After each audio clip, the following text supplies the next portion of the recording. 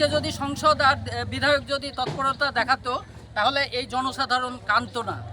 আপনি তো দেখছেন এই যে জঙ্গলে বাস করছে, এখানে কিভাবে বাস করবে? একটু বৃষ্টি হলেই তো জলে ডুবে যায়। মানুষের করুণ দুর্দশা, মানুষের যা পরিস্থিতি খুবই খারাপ।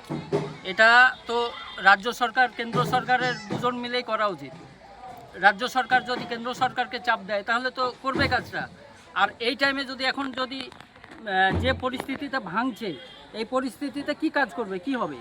এটা অনেক আগে থেকে করা উচিত। এটা যখন বর্ষার সিজন অফ সিজন থাকে তখন এইগুলো বাঁধানো দরকার। এগুলো কেউ তো ভাবে না। এখানকার যে জনসাধারণের ভোটে মন্ত্রীরা পাস করে মন্ত্রিত্ব পাচ্ছে, তারপরেও যদি তাদের জনসাধারণের সেবা না করবে তাহলে কে করবে? দেশের উন্নতি কি করে হবে? এই তো আমাদের দেশ এইভাবেই তো সব, এই তো যেমন তারানগর জলের তলায় চলে গেল, এইভাবেই তো যাচ্ছে আমাদের দেশ। রাজনৈতিক নেতাদের গাফিলতি মনে করছে? হ্যাঁ, প্রচুর গাফিলতি। না হলে এই যে প্রত্যেক বছরই ভাঙে, এটাকে প্রতিরোধ করার জন্য তো যখন অফ সিজন থাকে, যখন বৃষ্টি না থাকে তখনই তো এটা বাঁধানো উচিত। আজকে এই যে দুর্দশা হচ্ছে খালি এইসব না বাঁধানোর কারণে, এগুলো অনেক আগে থেকেই বাঁধানো উচিত।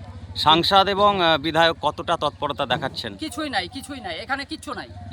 আজকে যদি সংসদ আর বিধায়ক যদি তৎপরতা দেখাতো তাহলে এই জনসাধারণ কাঁদতো না। আপনি তো দেখছেন এই যে জঙ্গলে বাস করছে, এখানে কিভাবে বাস করবে? একটু বৃষ্টি হলেই তো জলে ডুবে যাবে। শাসক দলের পক্ষ থেকে অভিযোগ করা হচ্ছে যে সাংবাদিকরা তারানগরের খবরটাকে একটু বেশি প্রচার করে, মিথ্যা প্রচার করে উত্তেজিত করছে। এটা ভুল কথা। আপনি তো দেখতে পাচ্ছেন যে কত ঘর বাড়ি ভেঙে গেছে। তাহলে এই যদি এটা মিথ্যা প্রচার হতো তাহলে এতগুলা ভাঙা ঘর বাড়ি থাকতো? কিভাবে জলের তলায় চলে যাচ্ছে, বড় বড় বিল্ডিং চলে যাচ্ছে জলের তলায়। আজকে এটা যে বলছে যে প্রতারণা করছে, এটা ভুল।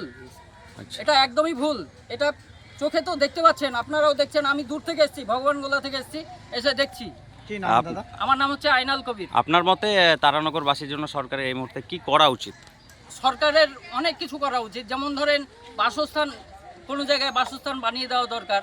সরকারের যেমন খাদ্য দেওয়া দরকার। এখানকার মন্ত্রীদেরকে আমি অনুরোধ করছি যে এই সব লোকের জন্য একটু দয়া করেন। করুণা, আপনাদের মনে যেন একটু করুণা থাকে, করুণা দেখান। আপনারা এইভাবে ফেলে দিয়েন না এইসব লোককে। এত করুণ অবস্থায়, এইরকম অবস্থায় আমার এসে তো মনে হচ্ছে যে আমার বুক ফেটে যাচ্ছে কান্নায়। কোন এলাকা থেকে এসেছেন? আমি এসেছি ভগবানগোলা থেকে। আচ্ছা।